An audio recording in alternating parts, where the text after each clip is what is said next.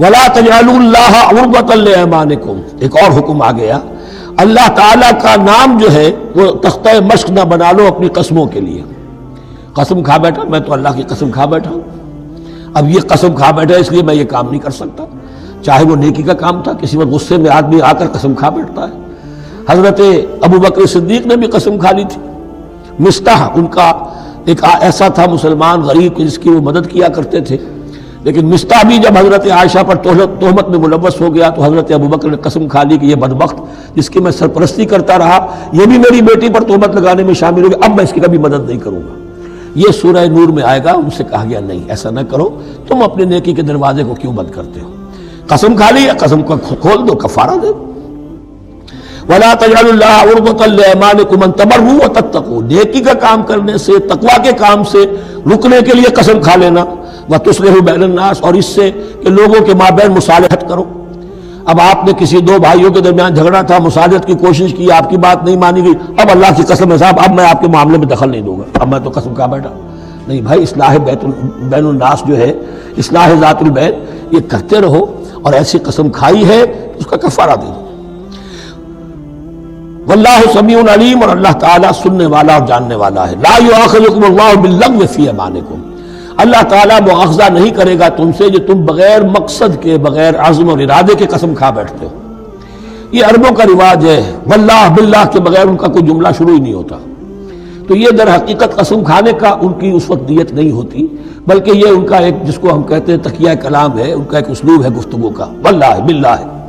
تو اس پر مؤاخذہ نہیں ہے۔ وَلَٰكِن يُؤَاخِذُكُم بِمَا كَسَبَتْ قُلُوبُكُم، ہاں جو تم نے ارادہ کر کے، تمہارے دلی ارادے کے ساتھ جو تم نے قسم کھائی ہے، پھر اس پر مؤاخذہ ہوگا، اسے توڑو گے، اس کا ایک کفارہ ہے، وہ بعد میں آئے گا، وہ کفارہ جو ہے وہ پھر سورہ مائدہ کے اندر آ جائے گا۔ میں نے عرض کیا تھا کہ یہ اصل میں سورہ بقرہ میں بلو پرنٹ آ رہا ہے شریعت اسلامی کا، اور اس کے جو اصل چیزیں ہیں وہ پوری تکمیلی احکام وہ پھر آخر میں آئیں گے، کچھ سورہ نساء میں، کچھ سورہ مائدہ۔ واللہ غفور حلیم، اللہ غفور ہے، بخشنے والا ہے اور حلیم ہے، فوراً نہیں پکڑتا، فوراً سزا نہیں دیتا، مہلت دیتا ہے کہ اصلاح کر لو۔ للذین یؤلون من نسائہم تربص اربعۃ اشہر، اب یہ بھی ایک قسم کھا لی جاتی تھی کہ کسی وقت کسی مرد نے، کسی شوہر نے قسم کھا لی اب میں اپنی بیوی کے قریب نہیں جاؤں گا، ناراض ہو گئے، غصہ آ گیا، میں تمہارے سے کوئی تعلق نہیں رکھوں گا، یہ ایلا کہلاتا تھا۔ حضور نے بھی ایلا فرمایا تھا اپنی ازواج مطہرات سے جب انہوں نے کچھ زیادہ نفقے کا مطالبہ کیا تھا کہ اب عام مسلمانوں کے ہاں بھی خوشحالی آ گئی ہے تو اب ہمارے اوپر یہ سختی کیوں ہے، ہمارا بھی جو نفقات ہیں، ہمارا جو خرچ ہے، وظائف ہیں، بڑھائے جائیں۔ اس پر حضور نے پھر ایلا کیا، اس کا ذکر ہے، وہ بعد میں آئے گا۔ لیکن وہاں عام طور پر لوگ قسم کھا کے بیٹھ جاتے تھے، اب قسم کھا لی ہے، پچھتا بھی رہے، کیا کریں، قسم کھا چکے، اب بیوی کے پاس کیسے جائیں؟ اب وہ بیوی معلق ہے، نہ وہ شادی شدہوں میں ہے اور نہ وہ علیحدہ ہے، آزاد ہے۔ للذین یؤلون من نسائہم تربص اربعۃ اشہر، 4 مہینے کے لیے تو وہ انتظار کیا جا سکتا ہے۔ فإن فاؤوا، اس دوران میں اگر وہ لوٹے، اپنی قسم کو ختم کرے اور رجوع کر لے، تعلق کے ذر و شوق قائم کرے، فإن اللہ غفور رحیم، تو اللہ تعالیٰ غفور اور رحیم ہے۔ وإن عزموا الطلاق، اور اگر وہ طلاق کا ارادہ کر چکے ہوں کہ واقعتاً اب ان سے سیپریشن ہی ہے، فإن اللہ سمیع علیم، تو اللہ تعالیٰ سننے والا، جاننے والا ہے۔ یعنی یہ کہ 4 مہینے سے زیادہ معلق نہ رکھو کسی کو،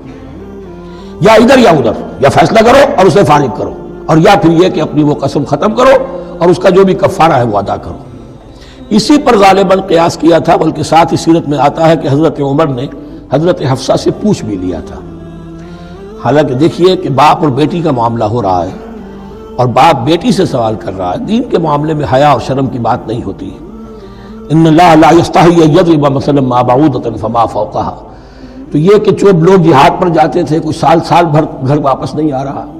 اب ایک طرف تو ان پر مشقت ہے، وہ بیویوں سے دور ہیں، اہل و عیال سے دور ہیں، ادھر عورتیں جو ہیں وہ بغیر شوہروں کے جو وقت گزار رہی ہیں، تو پوچھا کہ کتنا عرصہ تم سمجھتی ہو کہ ایک عورت اپنی عصمت اور عفت کو سنبھال کر اپنے شوہر کا انتظار کر سکتی؟ تو حضرت حفصہ نے کہا 4 ماہ، اور میں سمجھتا ہوں شاید انہوں نے اسی پر کہا ہو کہ یہ معلق رکھنے کا حکم بھی قرآن مجید میں جو ہے زیادہ سے زیادہ اس کی مہلت 4 مہینے ہے۔ والمطلقات یتربصن بانفسهن 3 قروء، اور جنہیں طلاق دے دی جائے ان پر لازم ہے کہ وہ اپنے جیوں کو روکے رکھیں 3 حیض تک، یہ عدت ہے۔ طلاق کے بعد 3 مہینے کی عدت ہے، اس عدت میں یا تو شوہر رجوع کر لے گا اگر 1 یا 2 طلاقیں ہیں، تیسری طلاق ہو گئی تو رجوع کا حق نہیں ہے، وہ بعد میں بات آ جائے گی، اور اسی میں چاہے تو اس کے بعد جب مدت ختم ہو جائے گی تو پھر اب شوہر کا حق ختم ہو جائے گا، اب وہ آزاد ہوگی، لیکن اس مدت کے اندر وہ دوسری شادی نہیں کر سکتی۔ والمطلقات یتربصن بانفسهن 3 قروء ولا يحل لهن ان يكتمن ما خلق الله في ارحامهن، اور ان کے لیے یہ حلال نہیں ہے، جائز نہیں ہے کہ وہ چھپا لیں جو کچھ کہ اللہ نے پیدا کر دیا ہو ان کے ارحام میں۔ اگر حمل ٹھہر گیا ہے اور بیوی کو ڈر ہے کہ اب یہ شوہر تو طلاق دے دے گا، وہ اپنا حمل چھپا رہی ہے تاکہ پتہ ہی نہ چلے اس کو، کیونکہ وہ چاہے گی کہ بچہ میرے پاس رہے، بچہ بچی جو بھی ہو۔ ظاہر بات ہے کہ بچہ اور بچی جو ہے وہ ماں کے لیے تو جگر گوشہ ہے، اس کے جسم کا ٹکڑا ہے، اس کے جسم کا لوتھڑا ہے، تو وہ چھپانے کی ٹینڈنسی ہوتی ہے کہ وہ جھگڑا ہی نہ اٹھے۔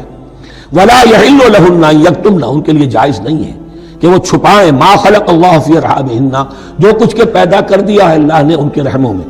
ان کن یؤمن باللہ والیوم الآخر، اگر وہ فی الواقع ایمان رکھنے والی ہے اللہ پر اور یوم آخر پر۔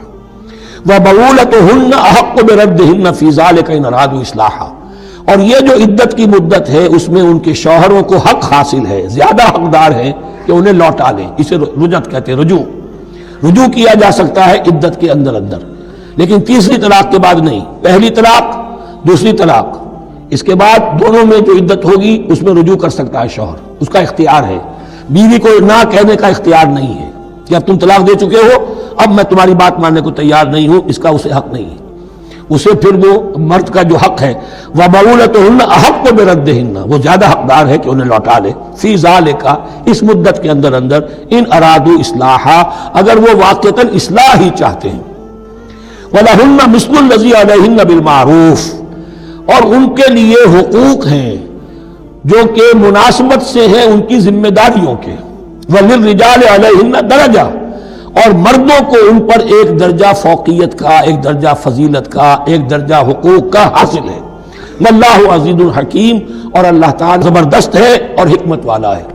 یہ آیت اصل میں اس زمانے میں بہت مس انٹرپریٹ ہوئی ہے اور بعض مترجمین نے بھی ترجمہ غلط کیا ہے،